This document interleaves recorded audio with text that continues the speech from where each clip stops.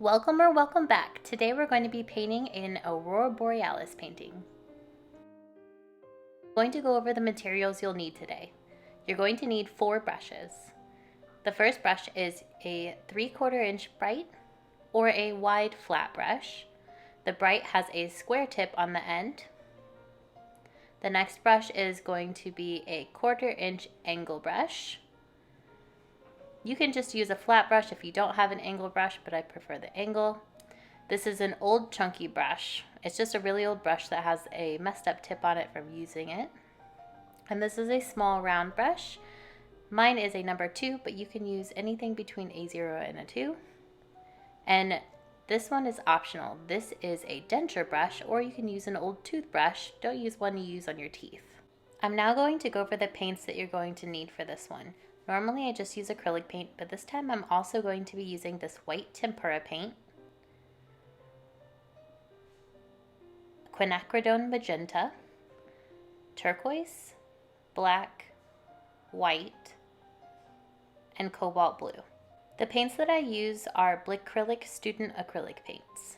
You'll also need a paint surface. I'm using an 8x10 canvas that I've gessoed over. You can see that I had a painting underneath it, and that's okay because we're going to paint right over it. We're going to start this painting out by looking at some examples of the Aurora Borealis and understanding how it's created so that it can help us in developing our painting.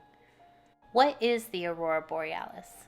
The simple answer is that it is a display of the Earth's magnetic field interacting with charged particles from the sun. Oxygen emits green-yellow or reddish colors, and nitrogen emits blue light. The combination of oxygen and nitrogen create the colors in between. There is an aurora visible on Earth year-round, but not always in the same place. They are most visible near the Earth's poles, so most of the photos you see of auroras are going to be in cold places. They are also visible from space. The things we're taking from these facts are the colors of the auroras, the shapes that they make in the sky, and the location where they occur. We're going to start this painting with our wide bright brush. I'm going to get it damp, and we're going to start using the Quinacridone Magenta, and we're just going to divide our painting at the horizon line where the sky and the ground are going to meet. So I'm just getting off some of this extra water that's beading on my brush. I always grab my paint from the sides and not from the top, so if I want to mix other colors with it later, they don't all start mixing together. So I'm using the narrow side of my brush and I'm just going across my canvas. This is about 1 to 3 inches above the bottom. It doesn't have to be super deep. It just depends on how much ground you want. And I'm just going across the canvas with a little bit of pink, and now I'm going to grab a little bit of white with that, and we're just putting in the bottom of our sky. So the bottom of our sky is this really pretty pink color, and we're adding white because it's pretty light from the sun just going down. After learning about the Aurora Borealis and looking at some of our reference photos, we know that these are going to occur at night, and we're also going to be putting a silhouette in here, so we need all of our light source to be behind our object. I'm going to add a little bit more white because I do want this to be quite a bit more light at the bottom, and it's going to fade up into a black. And that's going to happen gradually, but right here, closest to the horizon line, is going to be the lightest. I'm using the widest part of my brush to do this, and I have to keep grabbing a little bit of water because this Quinacridone Magenta that I have is really thick and creamy. It just needs a little bit more help going across the canvas. We want to work kind of fast because we're going to be blending these colors together with the colors above it. The first time around isn't too important because we're going to put a second coat on here, but we want it to look as gradient as possible. If you make an error on the bottom of your painting along your horizon line, you can just clean it up. You can also take a piece of masking tape and lay it across the bottom of your canvas if you want to make sure that you have a really clean straight line, but it's never really that important for me to have a straight horizon line because the ground isn't perfectly straight.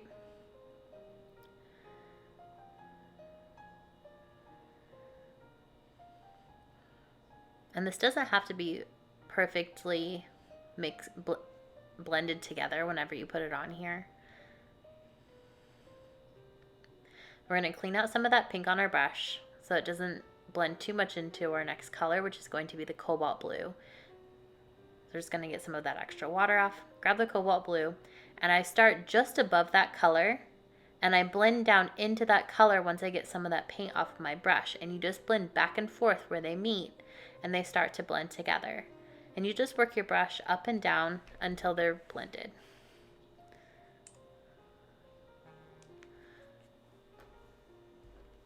Once they're appropriately blended, you can keep on moving up with your blue towards the top.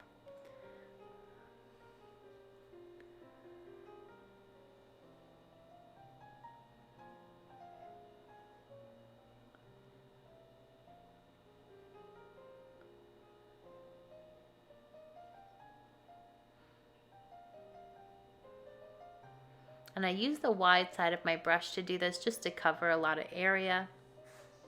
We're not mixing any white with our blue because we want this to start darkening up pretty quickly.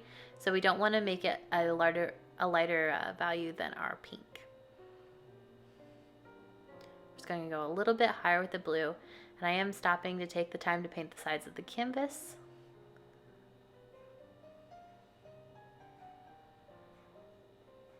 You always have the option to paint the sides later, or if you're using a canvas board or paper, then you don't have sides to paint at all.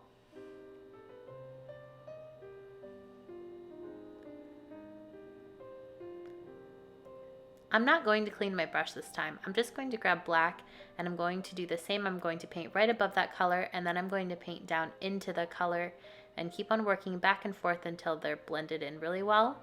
The black is really opaque, so I want to make sure that I don't blend it into my blue too soon and cover all of my blue with black paint. My brush is pretty dry while I'm mixing these together so that my colors don't over blend. I want them to have a gradient from one color to another, but I also want them to look kind of natural. I'm scrubbing a little bit of water on my brush so that it moves a lot more smoothly on the canvas, and it's okay if the rest of the top is just black.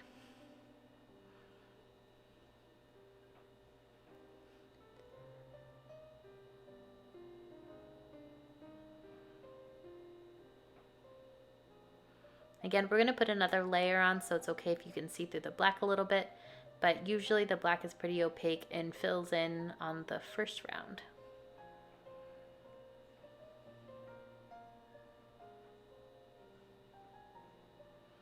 I use a bright brush to do this. If you only have a white flat brush or a brush that looks similar, then that's fine as well. I like to use brights a little bit more than flats because they're a little bit more versatile.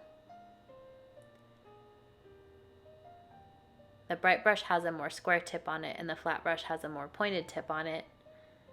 So whenever I want to do trees, sometimes I use my bright brush and just use the corner of it instead of switching brushes.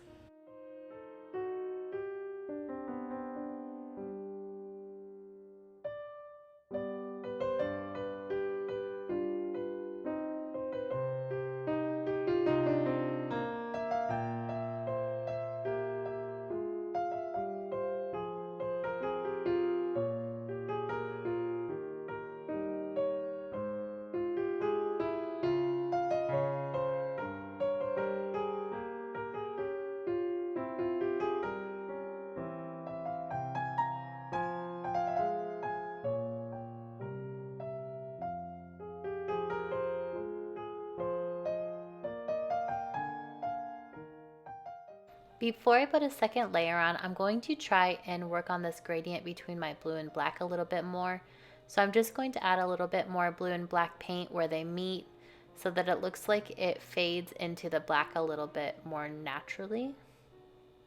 I don't want it to be a blue, a solid line, and then black. I just want it to look kind of like the sky has a light from the sun and shining out into the dark sky. So we just want it to naturally fade into that darkness. And while we are going to put a second coat on this, it's really hard to completely cover up colors. So I just want it to be as perfect the first time as possible. And I also don't enjoy drying my painting constantly. So before we dry it, I'm also going to be putting in the silhouetted ground, which is also going to be black, just like the top of our painting. So we're just going to use our bright brush and we're going to paint the bottom of our canvas black. Don't forget to grab the sides and the bottom as well. If you're painting on an easel and your painting is upright, you might need to dry the top of your painting before you can flip it over and paint the bottom. I found that it's a little bit easier for these videos to paint while it is laying flat than on the easel. So for a little while, I'm going to just try this out. If you are doing that, just make sure you have something underneath your canvas so you don't get paint all over the table.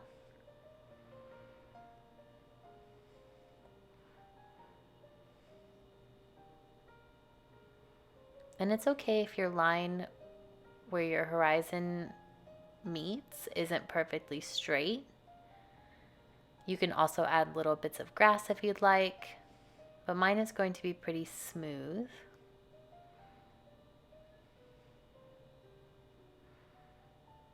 You can also add a little hill in there if you'd like a little hill. But we're going to be adding the trees at the end.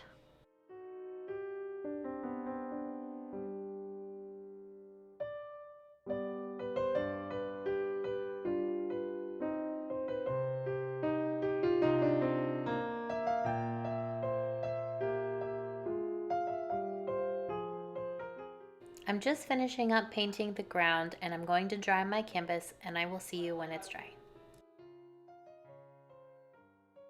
And just like that, my canvas is now dry. We're going to pick that bright brush back up, get it damp, and apply our second layer to our sky and the ground. Just to refresh your memory, we have our damp brush. We're going to grab Quinacridone Magenta and Titanium White. We still have not touched that tempera paint yet. That is for doing our stars.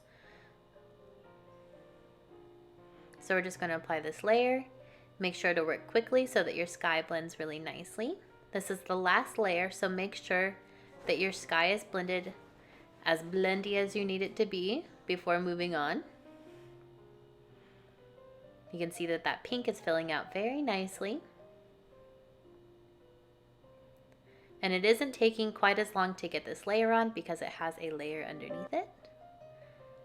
Especially because this Quinacridone Magenta that I'm using is very opaque and the white is really helping it fill out as well. I'm going up a little bit higher than I need it to be so that it has some room to blend in with that blue.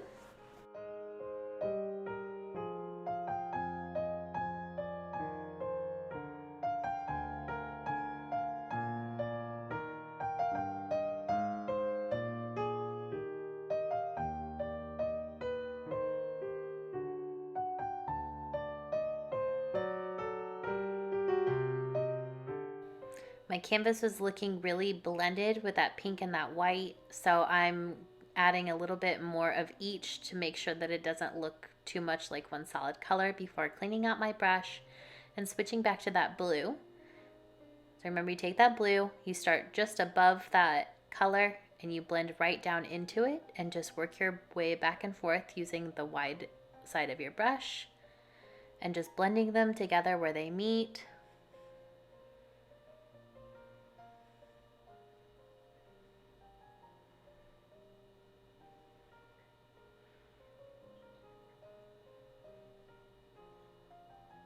And it's okay if the blue goes pretty low because I don't need tons of pink in my sky. I need more blue than pink because skies are really blue. That pink just comes from the sun. And some of my auroras are going to be pink, so I want to make sure that they stand out against this blue as well. So you can see right where they meet that they make kind of a purple color. You're going to take this blue and go up a little higher. And you're seeing that that blue is filling in really nicely this time too. And it's okay if your blue goes up really high and you have more blue than just that solid black. And I want this to be nice and smooth going across because this is my last layer of blue. That black starts just above that blue. Get off plenty of black before we work our way down. Always moving side to side.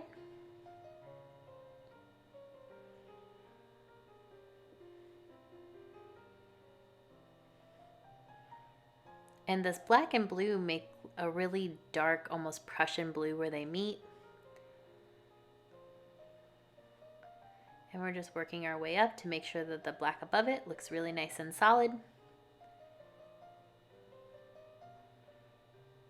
The sky doesn't have any gaps of color in it, so we want to make sure that it's really nice and dark and solid.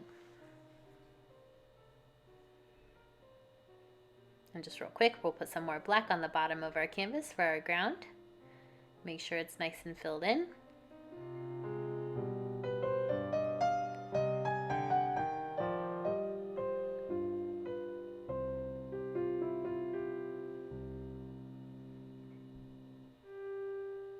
The second layer does not take quite as much time, so we're gonna go ahead and clean out our brush.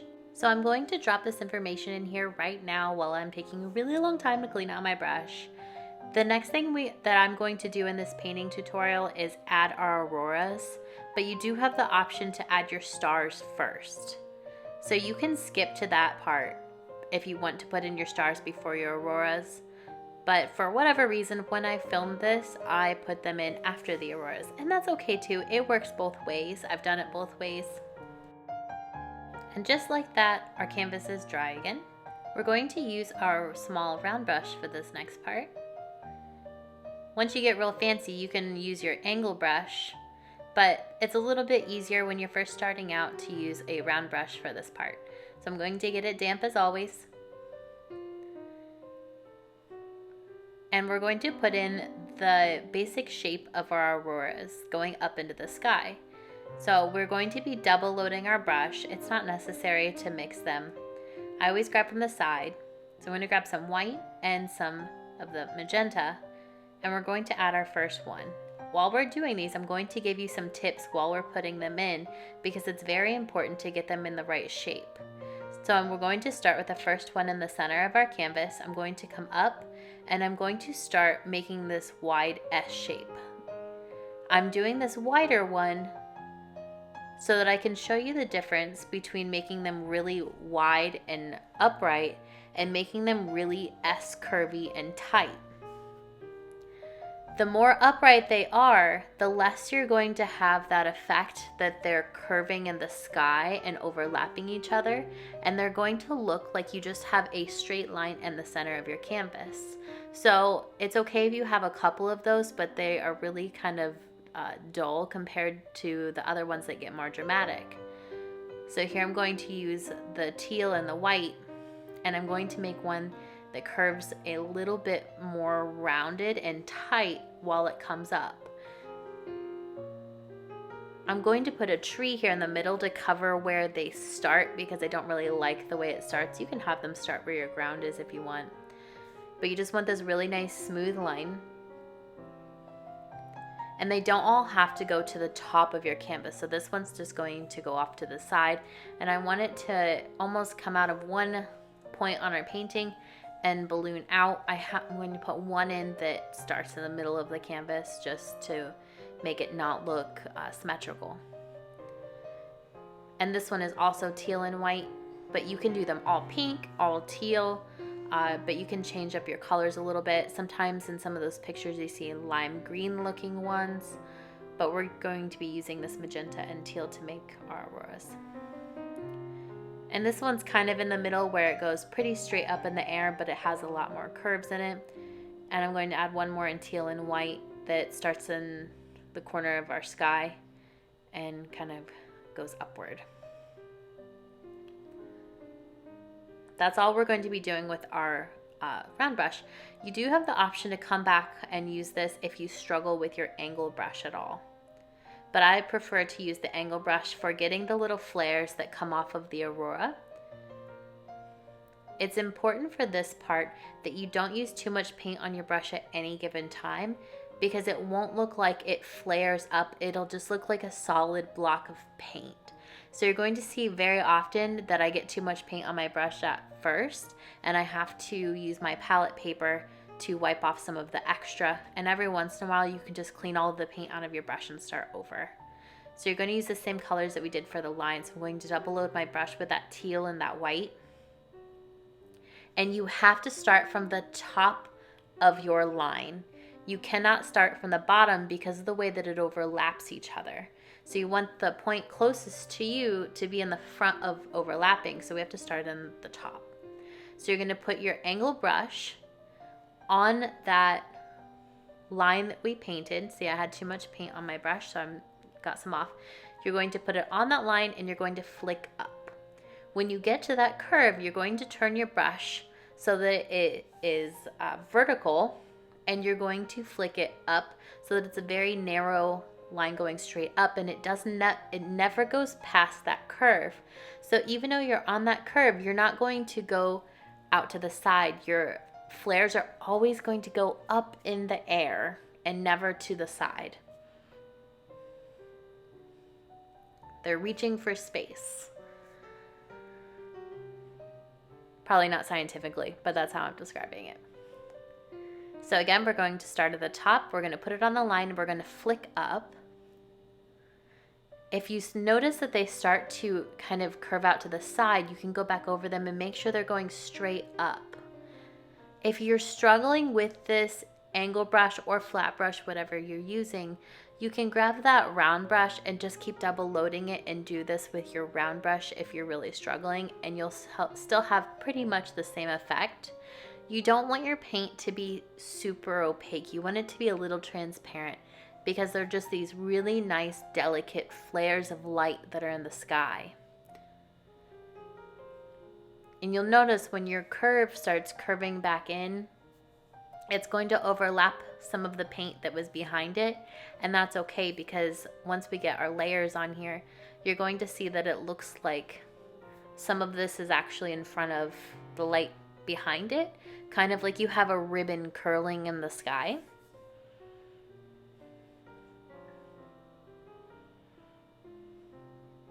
And if your color ever gets to be too flat and over blended, you can just grab some white and just throw some white thin bits in there and just break up some of your color, because it doesn't look as natural with really solid color. That's why we're adding this white in there too, to break up some of that solid color. And if your little flares ever end on too much of a solid end, you can just take your brush and just flare up little bits at a time so that it looks like it naturally flares out and doesn't come to a square tip.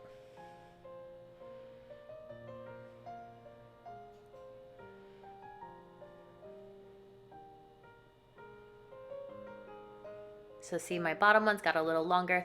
That's okay. So I'm just going back and I'm making it even by evening out making some of those other ones a little bit longer.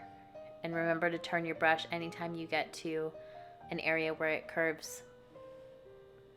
And we're going to put another layer on these so that you don't see that first line that we put on quite as strongly.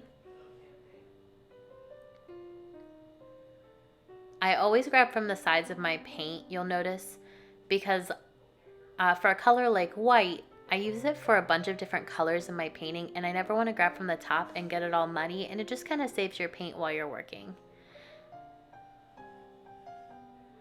Some areas are a little bit more difficult to get that straight line, so they take a little bit more finessing and maybe turning your brush to make sure that they all go straight up and down.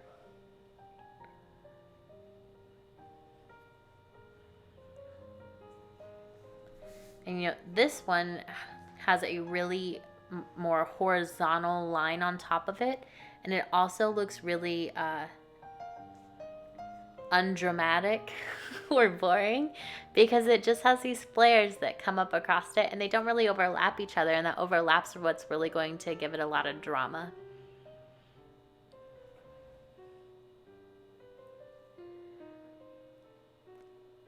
And this one has a lot more teal. And I'm overlapping this in front of the one behind it. Turning my brush. You always put your brush on the line and flick up. You can't start above and flick down. It always has to be on the line and flicking up. And you always start from the top of the line and work your way down. We're going to put another layer on these, so it's not a big deal. But we want to get it as close to being right the first time. so you don't have these solid blocks of colors wisping through your sky. We just got to get our pink one in there, and we can go back and add a second layer.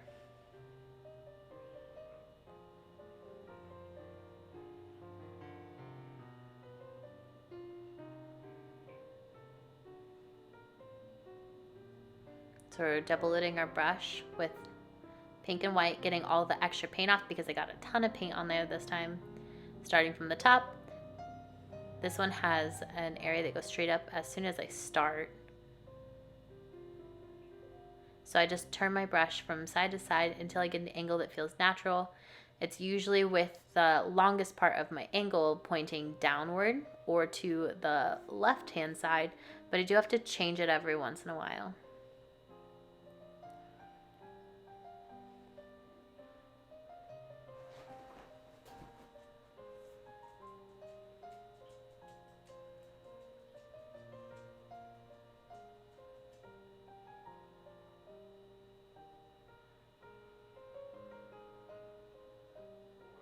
And this is that one that we had the really long vertical line on it. So a lot of this is going to really start to point straight up and down.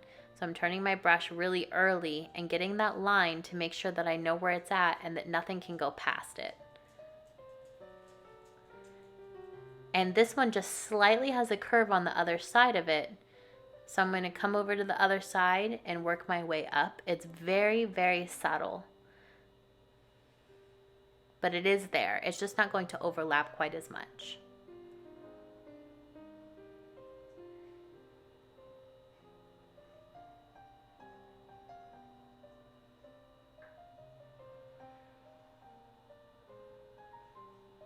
And my lines are starting to curve a little bit more than they need to. They need to be more straight.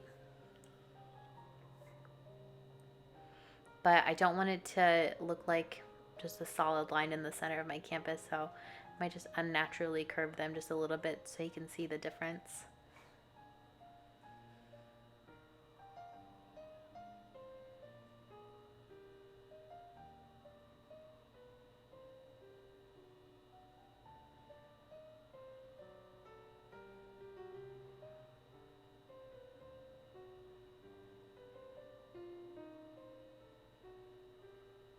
All right, so you can go ahead and clean out your brush.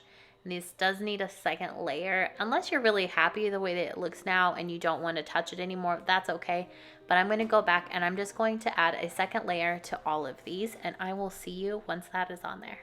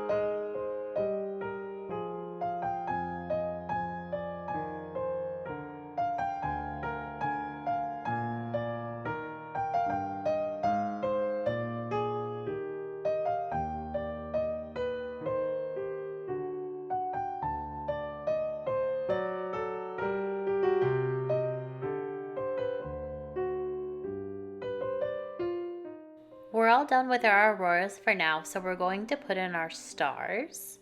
You have two options for your stars. If you don't have an old toothbrush laying around or you don't want to buy a denture brush, I buy mine at Dollar Tree for $1. You do have the option to use one of your brushes. It works a little bit better with a thicker brush that has really loose bristles, maybe like a watercolor brush, but you can make it work with any brush. What you're going to do is you're going to grab that brush you're going to use. I'm going to grab this little chunky old brush. I'm going to get it really wet and we're going to use that tempera paint. If you only have acrylic paint, just make sure it's really, really watery. I want really watery paint. And we're going to grab another brush that has a pretty meaty handle and you're just going to tap it on there around and it's just going to tap off some of those stars. If it's not tapping off, you might need to try a different brush or just really water down your paint a little bit more and you get these little flicks. It's okay if you get some stars that kind of explode a little bit because it still looks pretty natural. I'm going to switch back over to using this denture brush and show you how to use it. So I get it wet, I tap it in the paint, tap off the extra paint, and I just flick it onto my canvas and it gets a really nice variation of stars. And again, like I said, I just buy these at Dollar Tree. I like them because they have really firm bristles and they have a side that has a really rounded area so you don't get too many of the long streaks of stars. The less paint that's on it, the smaller stars, and it just gets a really cool variation. Now, because I did this after my Aurora, I did get a little bit of the stars on top of the Aurora and I don't really like the look of that.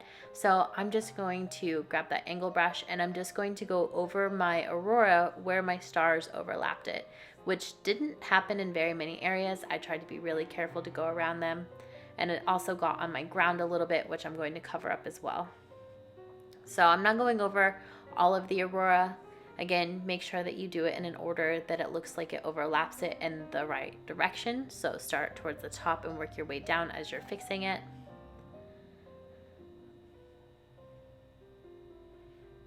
And I didn't dry this before doing this because the tempera paint is also white and it's just going to blend in with that white acrylic paint that we're adding as well. And the reason why these auroras need to be in front of the stars is because the auroras are actually in the Earth's atmosphere. The stars are not in the Earth's atmosphere.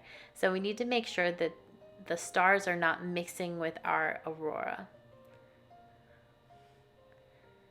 If you put your stars on before the aurora, this isn't something that you need to worry about unless you'd like to put a third layer of paint on your auroras.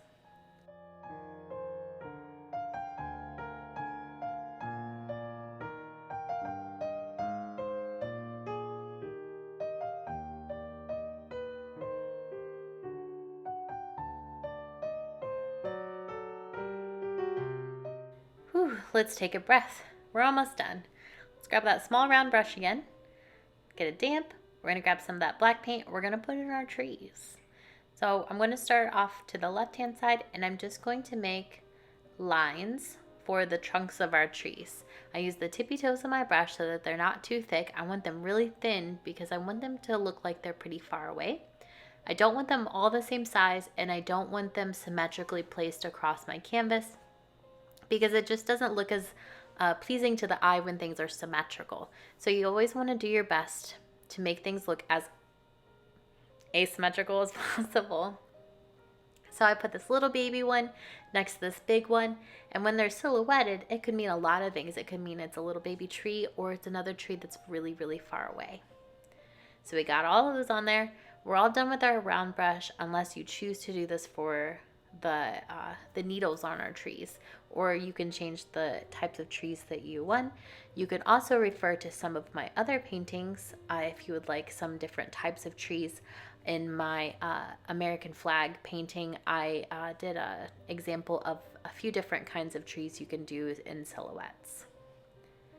So I take my chunky brush, an old beat up brush with messed up bristles, get some black paint on it. I start from the top with my brush a little bit more vertical and I just tap it very, very lightly, and I start going horizontally, tapping back and forth across. I want to have really airy looking dabs on my trees, And this is going to give you the impression that there are branches and needles on our tree without having to draw every single little needle on our tree. And the tops of pine trees are pretty pointy.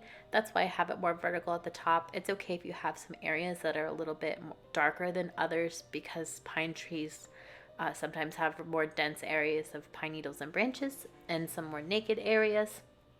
And it is okay if they overlap, because trees overlap in real life too. Just be really careful to lightly tap and to not press too hard. And it's okay if some of the ones on the ends don't even touch each other, because the branches might be so far away that the needles are just kind of hanging in the air. This one, I want that little one to look like it's in front of this one, so I'm actually going to put this one in first, just to help me get an idea where that one's going to be. I don't know, I just bumped the camera, sorry. So it's just going to shake a minute until it stops. And I'd rather have a more narrow tree going down than get too wide, because you can always go back and reshape your tree a little bit. So I like to just kind of get the basic shape sometimes in, and then go back and thicken it out. And you can try leaving some gaps in the middle of your trunk, just like it kind of, the needles just disappeared in the middle of the trunk of the tree. And this is the last step of our painting. It really came together so beautifully. I love doing these pine trees and these silhouettes. They are my favorite. Oh, there goes the camera again. So I really hope that you guys like painting this with me today. I really enjoyed this. I love this painting. I love anything where I get to splatter stars on it. And I will catch you in the next one.